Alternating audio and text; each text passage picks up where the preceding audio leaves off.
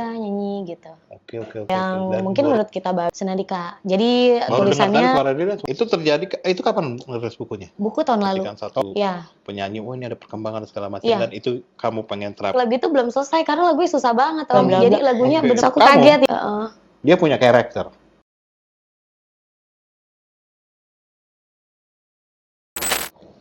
Mita Hamid sebagai Bang penyanyi ya? Zif ya. Ya, saya Bang Zif. Gua Bang Bang Zif. Zif. Oke. Mita ini Nice adalah to seorang meet you. penyanyi. Nice to meet you too, Mita Hamid. Mm-mm. Kamu seorang penyanyi. Udah berapa lama sih nyanyi? Dari 2020 berarti udah 3 tahunan ya. Nyanyi secara profesional.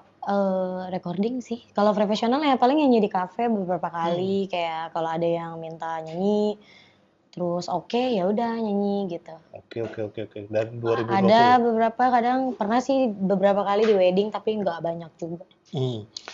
Sebelumnya emang basicnya emang hobi nyanyi, suka nyanyi atau gimana? Awalnya cuma seneng aja, seneng karaoke. Terus sayang deh kayaknya kalau nggak dikembangin, udah gitu aja mikirnya. Emang tahu suaranya bagus ya? Aku ngerasa kalau suara itu relatif sih ya. Iya. Ada yang mungkin menurut kita bagus, menurut orang lain enggak. Tapi setidaknya aku bisa ngenakin lagu, udah gitu aja. Banyak yang bilang gitu, jadi Bisa aku ngenakin lagu, paham gitu ya? bisa ngenakin lagu, artinya pas dinyanyiin sama kita, enak aja didengarnya gitu. Kamu main instrumen nggak? Kok kamu bisa nyanyi, tahu, paham lagu, musik segala macam? Emang dulu hobi banget denger lagu ya? Waktu SMP sih ngeband. Oh, emang anak band berarti kan dulu kan? Waktu SMP iseng-iseng gitu kan, anak-anak SMP baru-baru ngerti studio musik, ikut temen ngeband, jadi vokalis, udah gitu aja. Buat lagu-lagu apa biasanya? Dulu ya zamannya dulu kan coklat gitu. Oh terus iya, basicnya rock juga dong ya? Ngerok-ngerok gitu? Iya, nggak terlalu tapi ya diasik-asikin aja. Lagu Karma kan waktu zaman itu kan. Oke. Kayak teriak-teriak gitu di studio, seru aja. Tapi emang hobi nyanyi dari dulu, dengerin lagu dan Hobi, segala seneng, macam. karaoke gitu. Karaoke. Berarti emang udah tahu, punya ini ya, bakat nyanyi yang lumayan cukup besar Iya, gitu dulu pernah ikut lomba di sekolah, paling kayak gitu-gitu aja. Ikut-ikut lomba sempat menang gitu ya? Enggak juga sih di sekolah tuh, paling ya yang juara 1 yang pasti bukan aku. Tapi paling masuk 3 besar udah dong. Udah gak beraniin diri gitu. Waktu dulu banget lah itu. Terus SMA pernah kayak ikut temen nyanyi gitu kan. Temanku ada yang sering ikut acara-acara kayak Indonesian Idol gitu-gitu. Maksudnya pemilihan bakat gitu. Dulu ada di satu mall, di food court gitu ya, ikut sama temen gitu. Terus dikasih gitu, nih buat lu gitu. Itu pun diem-diem karena aku sama orang tua aku tuh nggak pernah boleh. Nggak boleh terjun ke dunia yang berbau dunia hiburan. Bener-bener nggak boleh. Bener-bener nggak boleh. Jadi pada saat itu sebenarnya pengen nyoba tapi diem-diem ya. Dan terus, itu mungkin kamu waktu saat itu tidak berani untuk benar-benar terjun langsung ya. Iya, masuk sanggar diem-diem bilangnya les bahasa Inggris. Aku bolos terus ke sanggar. Badung sih ya. Tapi enggak, tapi maksudnya positif sih. Kamu pengaliannya ke yang hal positif ya, istilah walaupun ngibul ya. Karena bosen kan pulang sekolah harus les terus. Kalau nggak belajar ngaji, sekolah ngaji gitu, sekolah agama. Jadi aku suka bolos-bolos buat ke sanggar. Jadi aku bayar sanggar tuh per bulan kan ada tuh biayanya. Yep. Itu aku kumpul-kumpulin uang jajan. Sanggarnya sanggar apa? Sanggar tari, terus ada buat latihan MC kayak gitu, acting, nari. Kayak gitu dulu. Emang sebenarnya kamu memang udah pengen jadi performer dong ya sebenarnya. Awalnya tuh nari malah. Pernah tampil dulu di salah satu hotel waktu pemilihan bintang iklan 2015 apa 2016. Udah lama banget aku lupa, itu di hall hotel gitu. Nari gitu. Dance maksudnya. Dance. Abis dance aku ngerasa kayak aku nggak di sini deh, nggak suka juga jingkrak-jingkrakan kayak gitu. Berarti kamu punya jiwa seni yang besar sebenarnya. Iya, aku nulis juga by the way. Oh, nulis juga. Nulis apaan? Lagu apa gimana? Buku. Oh, buku. Novel. Oh, menarik ya. Kamu itu Senandika. Genrenya senandika. Apa genrenya apa? Senandika. Senandika itu genre apa tuh? Senandika itu jadi kayak konflik batin yang kita tuangin dalam sebuah bahasa yang artistik. Kamu tuh gitu. Sangat artistik sekali. Udah rilis buku 1 judulnya Ketika Abu-Abu Menjadi Candu. Apa judulnya, kasih tahu? Ketika Abu-Abu Menjadi Candu. Abu-abu menjadi candu. Maknanya apa tuh?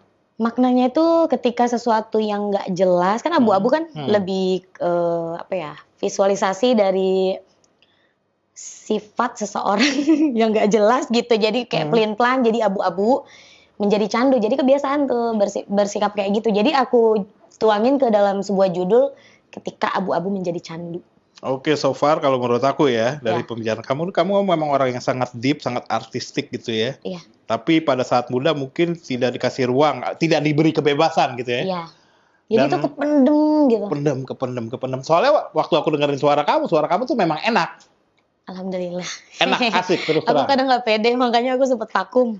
Kenapa nggak pede? Aku vakum hampir 2 tahun. Padahal kamu punya jiwa performer, kayak kamu pernah ikut sanggar dan segala macam. Kenapa kamu nggak pede? Takut Om. Pertama bukan takut, bukan nggak pede aja sih, kayak pernah ada di kejadian yang nggak enak lah di dunia kayak gini. Jadi aku agak takut.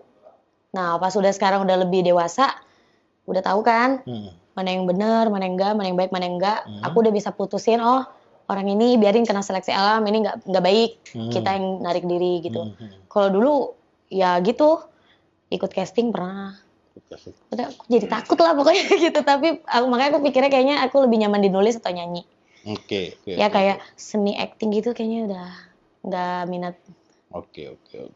Sebenarnya pernah hampir dapat peran, ada salah satu film lah yang waktu itu viral di Trans TV, pernah juga ikut casting kayak gitu. Tapi ya ngerasa kayak nggak perlu deh kayaknya. Bukan terlalu di situ kamu, mungkin nggak di acting lah ya. Aku ngerasa aku nggak di situ.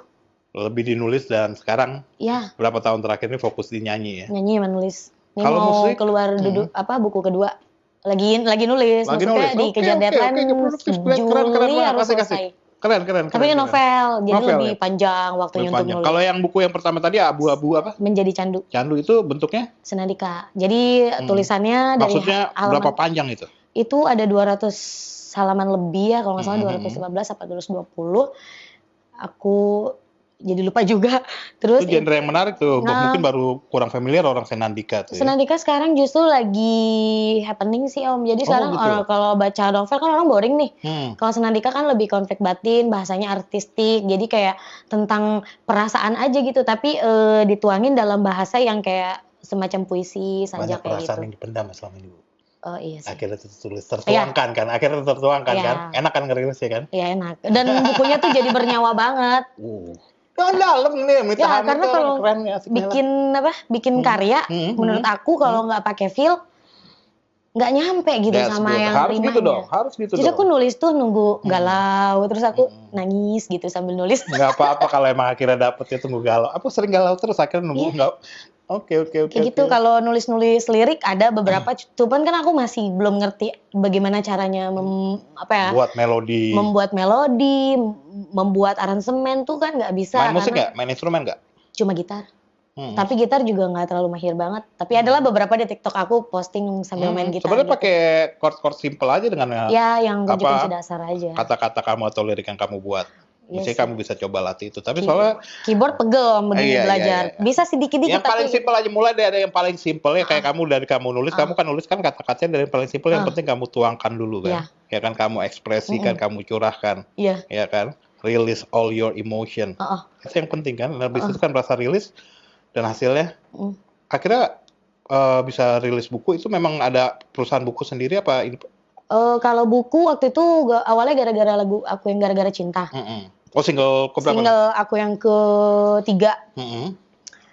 Itu gara-gara cinta diposting sama salah satu selebgram dan selebtok centang biru lah ya. Karena aku berteman sama dia, jadi Beb bantuin ini dong postingin gitu. Dia posting, terus ada salah satu penulis langsung DM judul aku. Lagunya apa judul? Gara-gara cinta. Gara-gara cinta.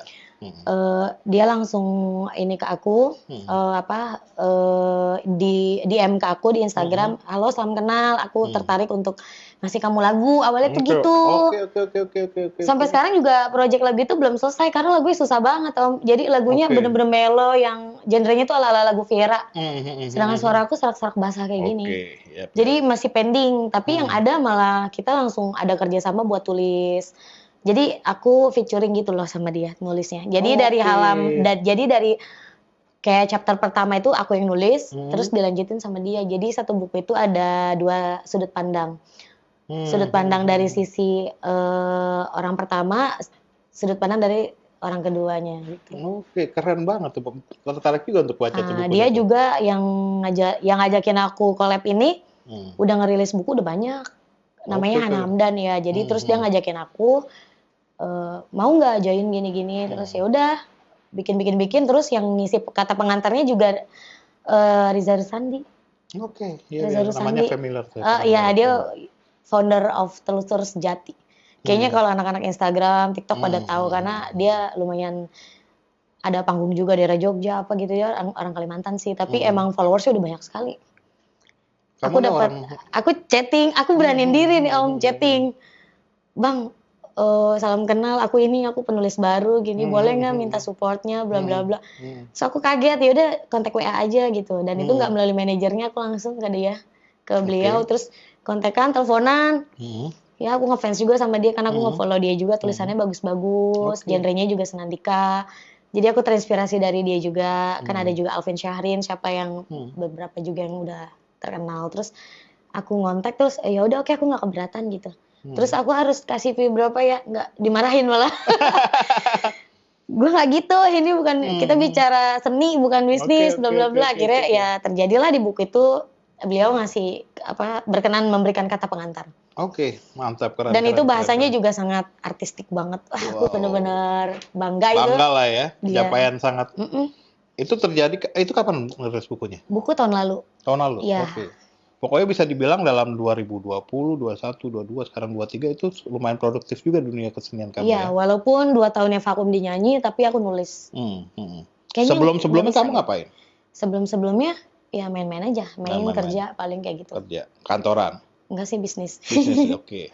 Dan akhirnya sekarang meyakinkan diri untuk terjun ke dunia seni lah, lebih fokus lah. Ya, lebih fokus. Jadi sambil nyanyi, berjalan. Nulis, ya kan? Sambil bisnis yang jalan semua lah, Om. Kalau bisa, tiga-tiganya. Jadi sebenarnya kamu ini bukan hanya seorang penyanyi, Mita Hamid ini juga seorang penulis. Ya. Dan kalau menurut saya sih, kamu ini orang yang sangat artistik, deep, yang sangat ingin mengekspresikan diri kamu, dan menarik. Ya kan? Oke, kita balik lagi ke musik deh. Kalau musik kamu, yang kamu suka dulu dengerin musik kayak apa? Jujur, dulu itu aku seneng banget sama Elemen. Zaman aku masih kecil kan, aku pikir kayaknya cakep kan di diri Adi gitu. Aku pokoknya lihatnya fisik. Aduh, keren main drum gitu kan. Terus Dewa 19, aku suka banget. Terus si Tio, ya, drummer juga lagi ngeliatnya. Enggak, bukan drummer. Justru waktu Ahmad Dhani juga lucu ya. Elemen. Ahmad Dhani juga lucu, suka liatnya. Terus aku pernah ngomong gini Om, sembarangan banget. Liatin ininya kan, posternya zaman dulu. Ya ampun, aku suatu hari pengen ketemu sama dia nih. Gitu, pingin banget ketemu sama dia. Aduh, gemes deh gitu. Nah, tiba-tiba nggak tahu gimana Tuhan mempertemukan di proyekan lagu aku yang pertama, yang bikin aransemennya beliau, si gitaris Elemennya.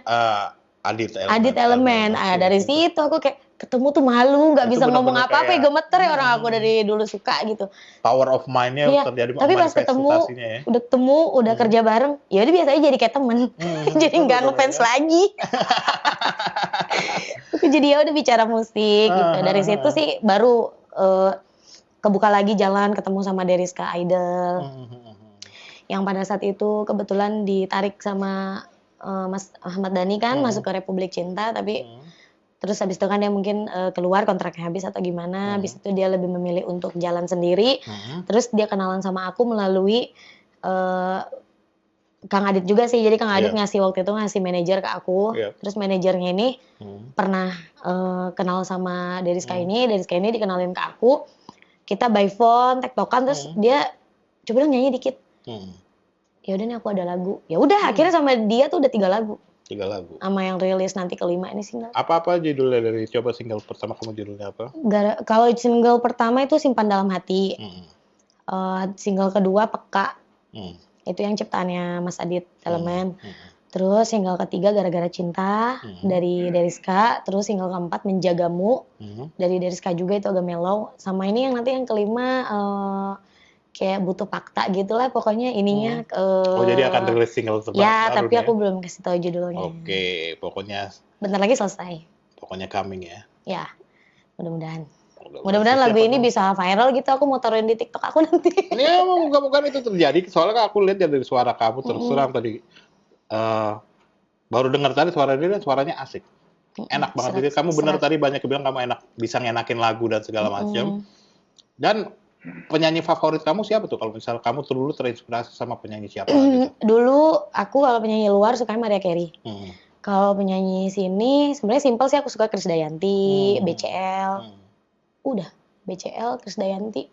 Karena menurut aku suaranya BCL tuh lembut, terus nggak terlalu vibra banget gitu. Tapi enak aja didengarnya kan. Dari awal dia keluar juga suaranya masih yang flat, tapi lama-lama tuh yang waktu lagu Cinta Sejati tuh gila enak banget suaranya. Maksudnya dia upgrade diri terus value-nya makin oke gitu. Dan kamu jadi terinspirasi juga, oh iya dia aja yang tadinya flat bisa jadi sebagus sekarang.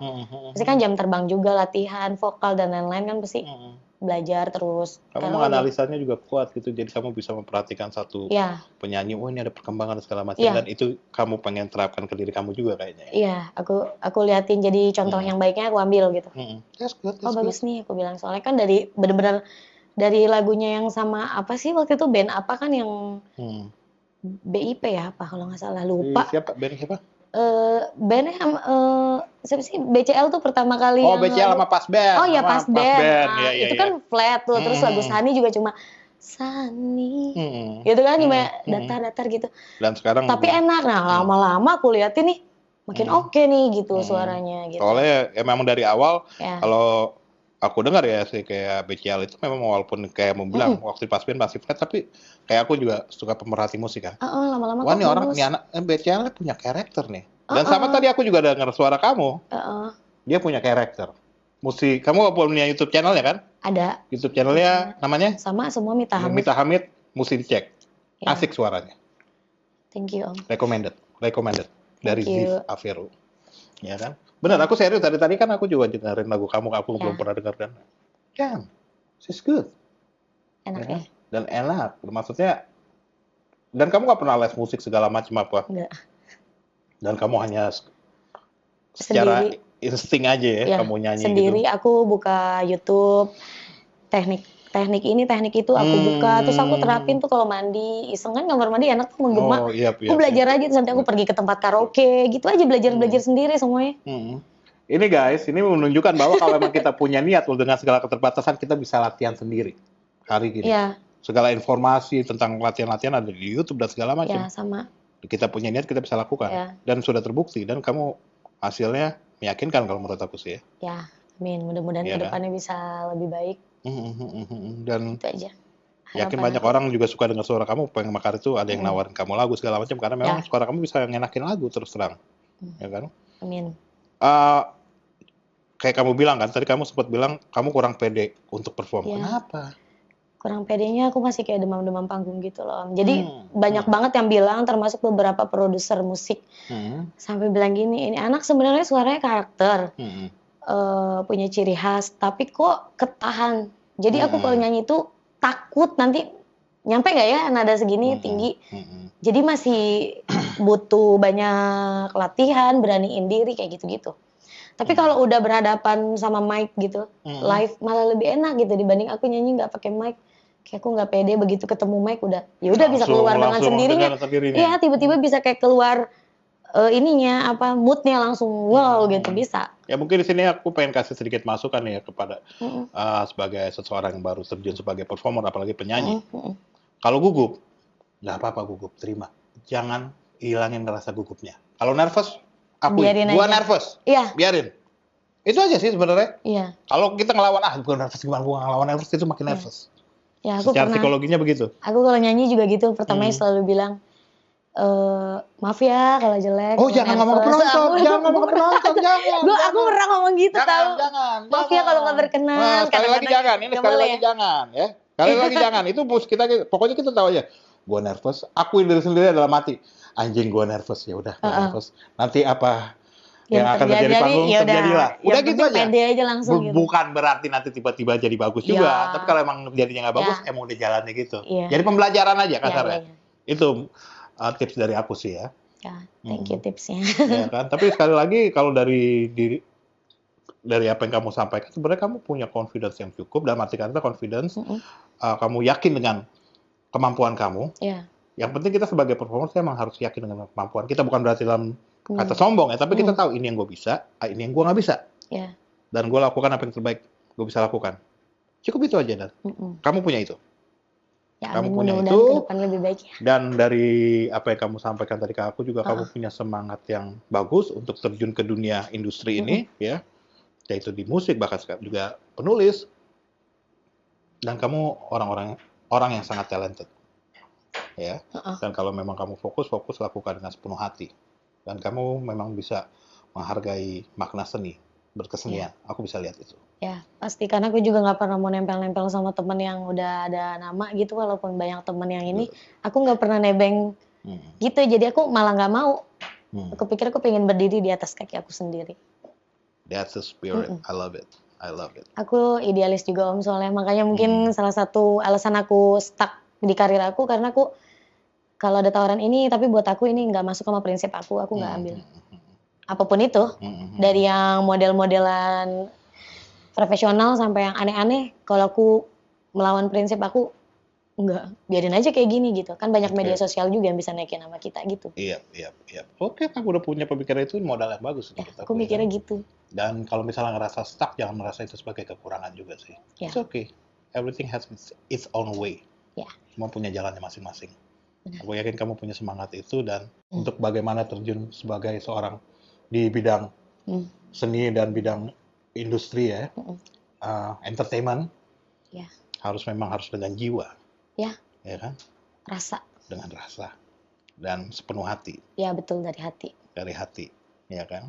Bukan hanya harus ngetop doang ya. Kalau ngetop sih lebih ngetop sih lebih bagus juga sih. Iya, bagus. Dan gampang juga sebenarnya kalau mau ngedompleng kan, banyak cara sekarang. Cuman aku tetap punya prinsip. Oke. Kenapa kamu membuat itu sebagai prinsip kamu? Ya nggak tahu ya, emang prinsip aja, nggak ada alasan. Ya nggak mau aja kalau yang aneh-aneh. Itu aja sih Om. Jadi biarin kalau orang bilang nggak maju-maju atau apa, biarin ya. At least masih ada pendukung aku, followers aku, subscriber aku, yang masih dukung, yang masih bisa aku nyampein pesan dari lagu atau dari buku, orang masih ada beberapa yang suka, walaupun mungkin sekarang jumlahnya belum banyak banget gitu ya, tapi aku ngerasa kayak ke beberapa orang aja sudah memberikan impact yang ini udah cukup. Jadi menariknya satu pertanyaan lagi buat kamu nih, lagi. Jadi pas kamu memang terjun sebagai penyanyi, penulis, tujuannya tuh apa sih? Tujuannya nyalurin hobi aja. Nyalurkan hobi? Sama nyampein pesen. Jadi misalnya ada orang yang punya perasaan yang kayak gini, bisa tertuangkan, oh ini kayak gue nih, gitu aja sih. Jadi kamu bisa sharing ke banyak orang, dan orang bisa relate dengan kamu, kayak berbagi dengan audiens kamu lah kasarnya kan, benar kan? Iya, karena di buku aku aja kan ada solusi-solusi juga. Jadi biar orang tahu kalau misalnya gue ada di posisi kayak gini, oh iya boleh juga nih ngambil keputusan kayak gini gitu. You are so beautiful. Thank you. You are so beautiful soul. You have beautiful soul. Biar orang tahu, jadi nangkep gitu loh Om. Tujuannya sih itu, kalau hasil dari seni money ya, buat aku nomor sekian lah gitu. Penting berkarya dulu aja, bisa nyampein pesen dah. Kan kita juga ada usaha, jadi nggak gila-gila nyari duit di situ. Gitu aja sih. Selain YouTube channel ada apa aja kan? TikTok ada pasti. TikTok. Namanya juga Mita Hamid. Mita Hamid, follow TikTok aku. Instagramnya juga Mita Hamid. Ya, Mita Hamid. Semua Mita Hamid, Facebook Mita Hamid. Mesti check it out guys. Ya. Dia punya suara yang asik. Ya. Tadi gue udah dengar. Oke. Thank you. Nice to meet you. Nice to meet you too.